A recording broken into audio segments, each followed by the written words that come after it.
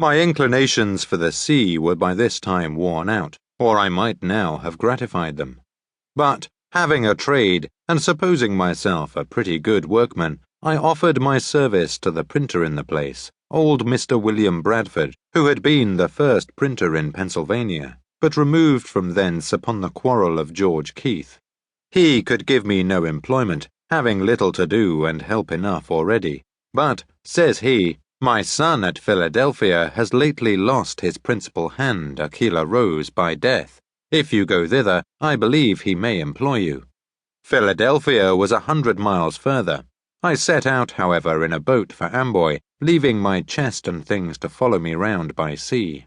In crossing the bay, we met with a squall that tore our rotten sails to pieces, prevented our getting into the Kill, and drove us upon Long Island. In our way, a drunken Dutchman, who was a passenger too, fell overboard. When he was sinking, I reached through the water to his shock pate and drew him up so that we got him again. His ducking sobered him a little, and he went to sleep, taking first out of his pocket a book, which he desired I should dry for him. It proved to be my old favourite author Bunyan's Pilgrim's Progress, in Dutch, finely printed on good paper with copper cuts, a dress better than I had ever seen it wear in its own language. I have since found that it has been translated into most of the languages of Europe, and suppose it has been more generally read than any other book, except perhaps the Bible. Honest John was the first that I know of who mixed narration and dialogue, a method of writing very engaging to the reader, who in the most interesting parts finds himself, as it were, brought into the company and present at the discourse. Defoe in his Crusoe, his Moll Flanders, Religious Courtship, Family Instructor, and other pieces has imitated it with success, and Richardson has done the same in his Pamela, etc. When we drew near the island, we found it was at a place where there could be no landing, there being a great surf on the stony beach. So we dropped anchor and swung round towards the shore. Some people came down to the water edge and hallooed to us, as we did to them, but the wind was so high and the surf so loud that we could not hear so as to understand each other.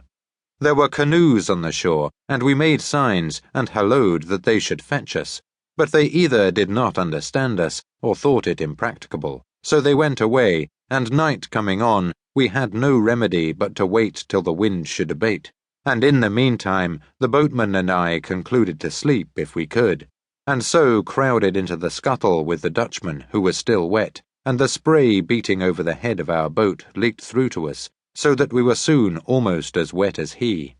In this manner we lay all night, with very little rest, but the wind abating the next day, we made a shift to reach Amboy before night, having been 30 hours on the water without victuals, or any drink but a bottle of filthy rum, and the water we sailed on being salt.